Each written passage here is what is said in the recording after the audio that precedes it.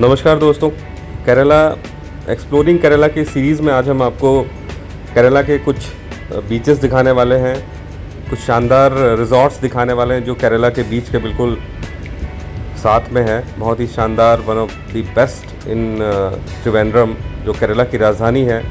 और ये जो नज़ारा आप देख रहे हैं, ये केरला त्रिवेंद्रम की झलक है जहां हम अभी पहुंचने वाले हैं। बल्कि ये रास्ता जो कोट्टयम से हम त्रिवेंद्रम की तरफ जा रहे हैं, ये रास्ते का कुछ नज़ारा है।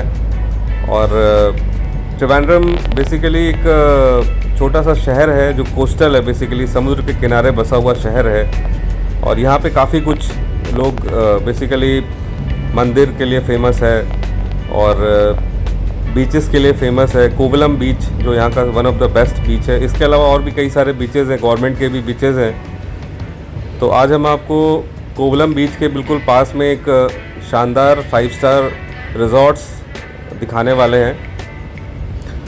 और इसके अलावा आईटी पार्क जो त्रिवेंद्रम का वन ऑफ द बेस्ट आप कह सकते हैं कि एरिया है, जो आज के बच्चे जो ITES या IT की पढ़ाई करके जॉब कर रहे हैं, वो इसी इलाके में ज़्यादातर बच्चे त्रिवेंद्रम पे ही जॉब करते हैं। अलग अलग विलेजेस से आते हैं बच्चे यहाँ पे अपना और नौकरी यहाँ पे करते हैं, यहीं पे इसी शहर में रहते हैं। जैसे दिल्ली NCR में आसपास के बच्चे आके यूपी से, बिहार से, झारखंड से, उसी प्रकार से यहाँ पे केरला में इस पर्टिकुलर पॉइंट में त्रिवेंद्रम सिटी में अलग अलग जगह से बच्चे यहाँ पे आते हैं, अलग अलग जगह से पढ़ाई करके। और यहाँ उनका प्लेसमेंट होता है जिसमें इन्फोसिस, HCL, ऐसे बड़ी बड़ी कंपनी जो आप सोच सकते हैं, वो सारी कंपनीज़ यहाँ पे ऑलरेडी लोकेटेड है। वो भी आपको मैं इस वीडियो में दिखाने वाला हूँ।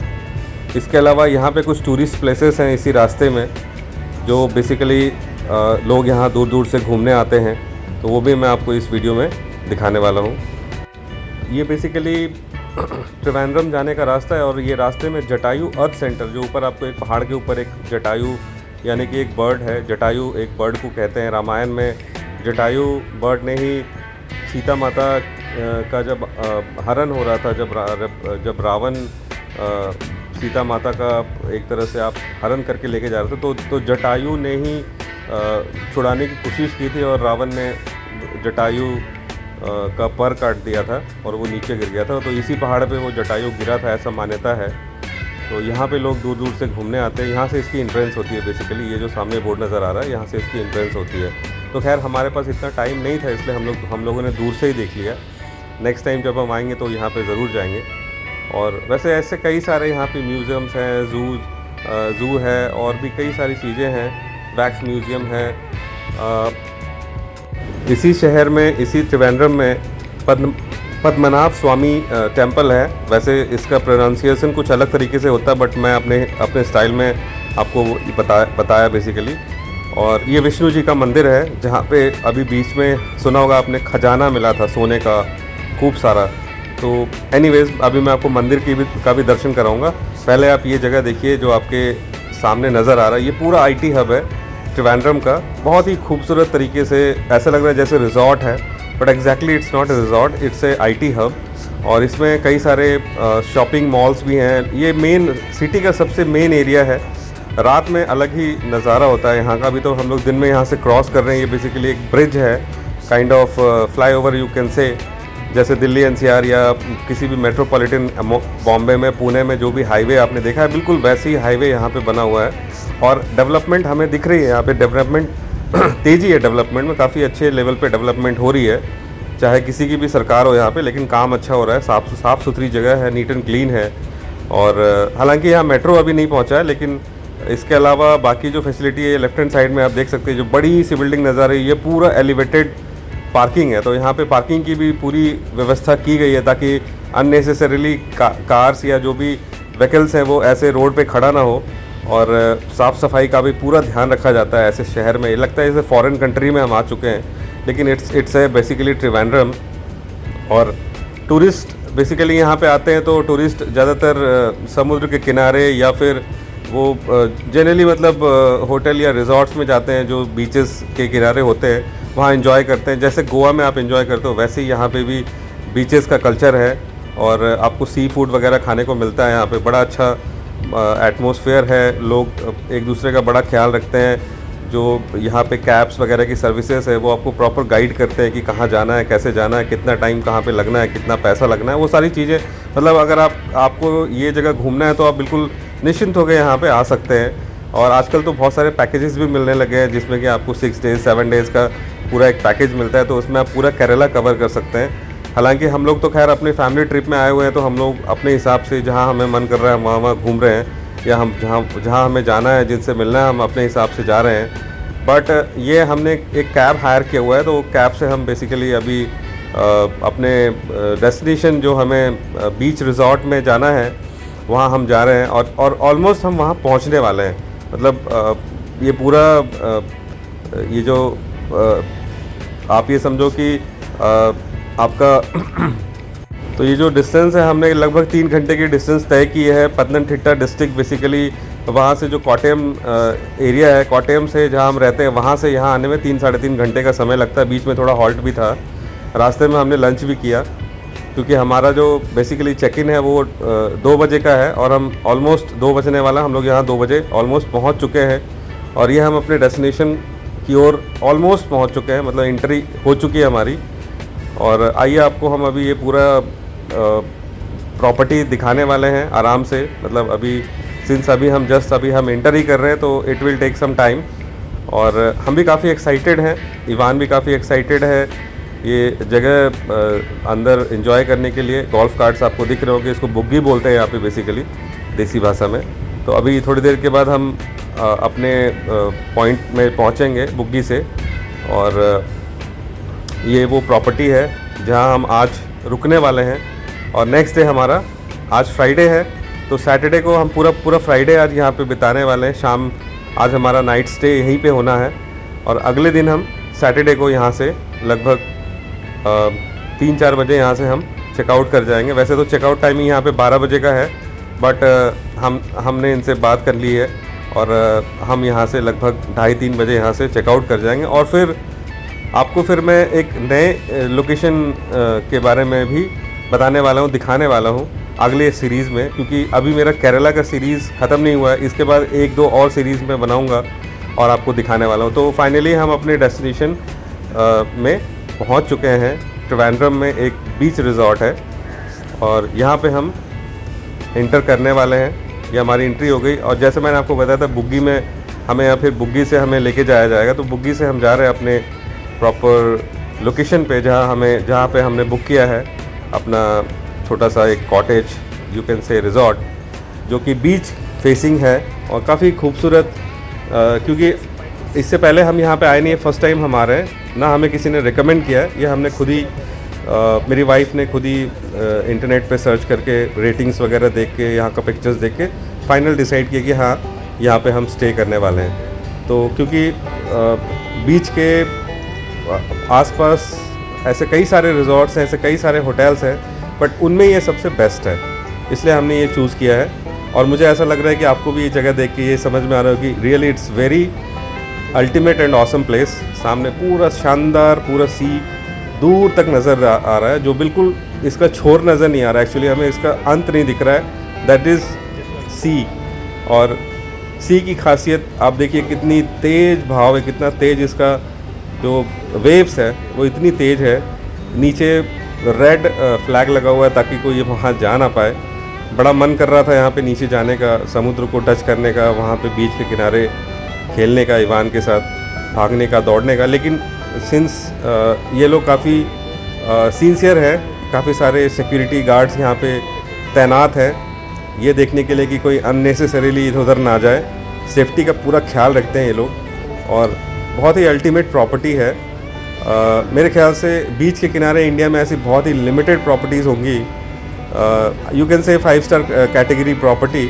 तो उसी हिसाब से इसको मेंटेन किया गया है। आप देख सकते हैं आसपास का जो लैंडस्केप है वो बड़ा ही खूबसूरत है, बहुत ही शानदार है। और ये समुद्र का किनारा यहाँ से नज़र आ रहा है, दैट इज़ बीच रिजॉर्ट। और उसके साथ में एक रेस्टोरेंट है जहाँ पे शाम के टाइम पे काफ़ी बढ़िया माहौल होता है। मैं आपको शाम भी दिखाने वाला हूँ इस वीडियो में। और शाम को यहाँ पे सी फूड वगैरह भी मिलता है। अगर आप नॉन वेजिटेरियन हैं, अगर आपको सी फूड पसंद है तो आपके लिए ये जन्नत है। मतलब गोवा से मैं कंपेयर नहीं कर सकता, क्योंकि गोवा में काफ़ी क्राउड अच्छा, बाहर से लोग आते हैं, फॉरेनर्स आते हैं, यहाँ भी आते हैं, बट यहाँ पे थोड़ी प्राइवेसी है। मतलब आपको अननेसेसरीली बाहर के लोग नहीं मिलेंगे यहाँ पे सिर्फ वही लोग एंटर करते हैं जिनकी बुकिंग होती है। और ये प्रॉपर्टी 65 एकर्स में फैला हुआ है, तो one of the largest 5 star resort in Kerala, जो इतने बड़े एरिया में फैला हुआ है। 50 साल पुरानी प्रॉपर्टी है ये, अनबिलीवेबल। मैंने पूछा था जब, क्योंकि मेरी आदत है, मैं कहीं भी जब जाता हूँ तो पूरा एक्सप्लोर करता हूँ, तो मेरी आदत है। तो ये 50 साल पुरानी प्रॉपर्टी है और इतने सालों से इसको मेंटेन किया गया है, अल्टीमेट। मतलब मैं सैल्यूट करता हूँ इसके ऑनर को, जो बाहर गल्फ़ कंट्री में रहते हैं बेसिकली, तो उनके इतने सारे एम्प्लॉयज़ हैं यहाँ पे, उन लोगों ने इसको मेंटेन किया हुआ है। और now finally we have reached our basically resort. ये हमारा छोटा सा प्यारा सा रिज़ॉर्ट है जहाँ से सी फेसिंग है और मौसम बहुत प्यारा है, बहुत शानदार है। सामने बड़ा ही खूबसूरत कोकोनट ट्रीज़ हैं, सामने ग्रीनरी है। और अभी हम वापस से अपने एरिया लॉबी की तरफ जा रहे हैं और थोड़ा एक्सप्लोर कर रहे हैं अब इस प्रॉपर्टी को। और वापस से बुग्गी बुला लिया है, क्योंकि यहाँ पे आपको घूमने के लिए या तो वॉक करके आप घूम सकते हो, क्योंकि थोड़ी ह्यूमिडिटी भी है। गर्मी तो वैसे मैं नहीं कहूँगा, हवा चलते रहता है, बड़ा ठंडा ठंडा कूल ब्रीज़ यहाँ पे चलता रहता है। लेकिन फिर भी अगर आपको बड़ा ही और रिलैक्स करना है तो बग्गी बुला लो आप, सबसे अच्छा है। और बग्गी में घूमो आसपास, क्योंकि इतनी बड़ी प्रॉपर्टी है तो आपको ये बग्गी में घुमाते रहेंगे आसपास, जहाँ बोलोगे आप वहाँ। तो अभी फ़िलहाल हम बग्गी में आ गए हैं स्विमिंग पूल के पास। इवान का वही स्विमिंग देखते ही, मतलब स्विमिंग पूल देखते ही उसको स्विमिंग करने का मन करने लगता है। तो फाइनली हम लोग, अभी दिन का टाइम है, तो आज हम लोग, क्योंकि आज का स्टे है तो कल हमें यहाँ से चेकआउट करना है, तो हमने सोचा कि चलो आज दिन में ही हम थोड़ा सा स्विमिंग कर लें, एंजॉय कर लें, क्योंकि यहाँ का स्विमिंग पूल भी बहुत ही अल्टीमेट है। इन्फिनिटी स्विमिंग पूल है, सामने पूरा समुद्र दिख रहा है, ऊपर ये काफ़ी बड़ा लार्ज स्विमिंग पूल है। और एक तरफ काफ़ी डेप्थ है और एक तरफ थोड़ा कम, एक तरफ किड्स एरिया है, एक तरफ एडल्ट एरिया है। तो इवान खैर वो बड़े वाले एरिया की तरफ ही स्विमिंग कर रहा है। और इवान ने मुझे भी काफ़ी इनकरेज किया कि पापा आप आ जाओ। तो थोड़ी देर में मैंने भी ये डिसाइड किया कि चलो मैं भी इसमें एंजॉय करता हूँ। तो फाइनली मैं भी आ गया साथ में इवान के एंजॉय करने। सुमी को हमने एक टास्क दिया हुआ है कि वो हमारा वीडियो बनाए, हमारा फ़ोटोज़ ले। तो फाइनली स्विमिंग कंप्लीट करने के बाद हम वापस अपने कॉटेज में जाते हैं। और शाम को, अब शाम के टाइम की ये झलक है, ये नज़ारा है। ऑब्वियसली थोड़ा कोस्टल एरिया है, तो सी शोर सामने, थोड़ा ऐसा फॉगी सा माहौल है। तो इस माहौल में हम निकले हैं। अभी तो मैं फ़िलहाल पैदल ही घूम रहा हूँ अभी, क्योंकि बुग्गी नहीं बुलाई है। मैंने सोचा चलो शाम को थोड़ा सा वॉक कर लें। और फाइनली मैं मतलब इवान और सुमी तो पहले ही चले गए हैं, कल्चरल प्रोग्राम शुरू हो चुका है। और मैं आराम से रिलैक्स अपना छोटा मोटा काम निपटा के, क्योंकि कॉल्स बहुत सारे आ रहे थे, तो मैंने सोचा सारा कॉल निपटा लूँ पहले। और सारे कॉल्स निपटा के फाइनली मैं वॉक करता करता, नज़ारे लेता आराम से सारा सब कुछ देखता हुआ मैं लॉबी की तरफ बढ़ रहा हूँ। और बड़ा अच्छा सुकून सा फील हो रहा है। सामने कोई आपको पब्लिक नहीं दिखेगी, क्योंकि सभी लॉबी में बैठे हुए हैं, एंजॉय कर रहे हैं कल्चरल प्रोग्राम का। मैं ही शायद एक बाहर घूम रहा हूँ। तो ये शाम का टाइम है, ये जो लाइट दिख रही है ये चांदनी रात है। और सिंस ये जो रिज़ॉर्ट है इसमें ज़्यादा एक्स्ट्रा लाइट नहीं लगा हुआ है, क्योंकि ज़्यादा लाइट लगाने से फिर कीड़े वगैरह भी बहुत आते हैं। तो इन्होंने उस तरीके से डिज़ाइन किया कि इसमें फालतू एक्स्ट्रा लाइट आपको कहीं रोड लाइट ऐसे नहीं दिखेगा। ये सारे छोटे छोटे लाइट्स लगे हुए हैं जो बेसिकली सिर्फ हल्की सी रोशनी चलने के लिए आपको पाथ दिखता रहे आपको। और फाइनली हम स्काई बार के पास पहुंच चुके हैं। मन तो कर रहा है स्काई बार में जाके बैठूं, लेकिन नहीं, पहले कल्चरल प्रोग्राम देखने का मन है, क्योंकि यूनिक कल्चरल प्रोग्राम है। और ये देखिए यहाँ पे कल्चरल प्रोग्राम शुरू हो चुका है। तो आइए आपको थोड़ी सी झलक दिखाता हूँ इस प्रोग्राम की, रियल म्यूज़िक सुनाता हूँ कि एग्जैक्टली क्या डांस हो रहा है। और बड़ा ही मतलब एक तरह से, और इस तरह से ट्रेडिशनल डांस करते हुए सामने से देखना बड़ा ही इमोशनल, बड़ा ही ट्रेडिशनल फीलिंग आई। और सारे लोग बड़े गौर से, बड़े अच्छे से लोगों ने ये एंजॉय किया। और अप्रिशिएट भी किया, सबसे अच्छी बात है।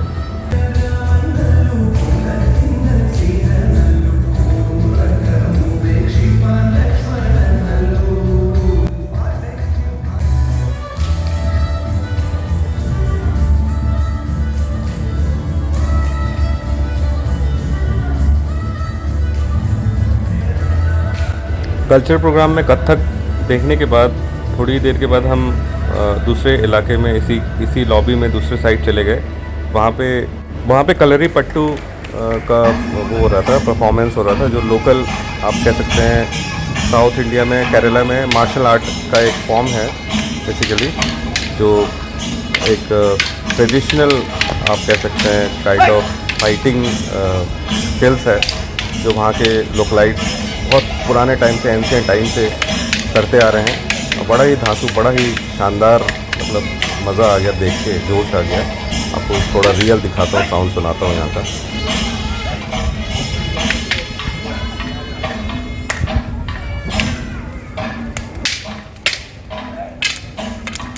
मोस्टली आज के सारे गेस्ट यहीं पे अभी ये प्रोग्राम देखने के लिए आए हुए हैं। और स्विमिंग पूल का एरिया है, मेन लॉबी के आसपास का एरिया है, जहाँ पे इन्फिनिटी स्विमिंग पूल है, और यहीं पे ये प्रोग्राम हो रहा है।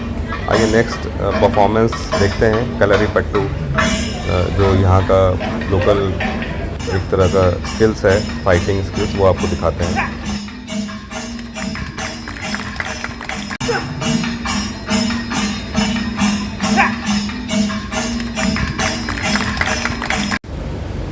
ये रियल वेव्स की आवाज़ सुन के बहुत सुकून मिलता है, बड़ा ही शांति मिलता है। वो कलारी पट्टू के बाद हमने शानदार लैविश डिनर किया रात को, और डिनर करने के बाद हम वापस से अपने कॉटेज की तरफ आ गए। और ये सुबह का नज़ारा है। सुबह हमने ब्रेकफास्ट किया और यहाँ पे अपना थोड़ा बहुत हमने अपना फ़ोटोग्राफ़ी और वीडियोग्राफीज़ वगैरह किया, एंजॉय किया हमने इस प्रॉपर्टी को।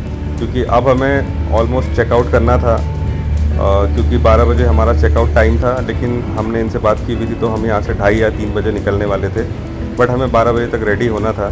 तो हमने सुबह का टाइम पूरा यूटिलाइज़ किया, एंजॉय किया, और फाइनली हम अपना लगेज लेके यहाँ से लगभग 2:30 बजे के आसपास हम निकल चुके हैं, और हमने कैब बुला ली है। अब हम एक नए डेस्टिनेशन की ओर थोड़ी देर के बाद निकल जाएंगे।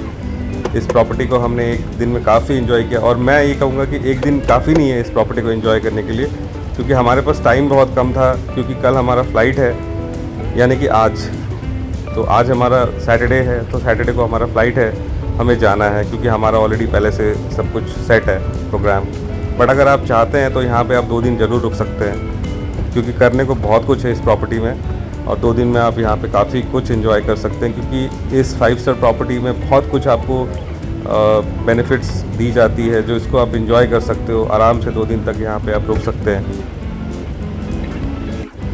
तो आई होप आपको ये वीडियो अच्छा लगा होगा। मेरी कोशिश, जो आपको मैंने कुछ केरला के कोस्टल एरिया के बारे में दिखाने की कोशिश, एक लैविश प्रॉपर्टी के बारे में थोड़ा बहुत आपको इन्फॉर्मेशन दिया, जो हमने थोड़ा बहुत एंजॉय किया, तो आपको शायद अच्छा लगा होगा। तो प्लीज़ कंटिन्यू करें, मेरे चैनल को लाइक करें, सब्सक्राइब करें, और आने वाले वीडियोस को ज़रूर देखें, एंजॉय करें, और मैं आपसे इसी तरह जुड़ा रहूँगा। Thank you so much. और साथ साथ इस चैनल से अपडेटेड रहने के लिए सब्सक्राइब ज़रूर करें अगर आपने सब्सक्राइब नहीं किया है, क्योंकि बहुत जल्द मैं 2-3 दिन के अंदर मैं देहरादून के काफ़ी सारे प्रॉपर्टीज़ इसमें अपलोड करने वाला हूँ 1 to 1। आपके लिए बहुत फ़ायदेमंद कई सारे ऑप्शंस में डालने वाला हूँ। तो अपनी ज़िंदगी सुकून के साथ बिताएं। Thank you so much.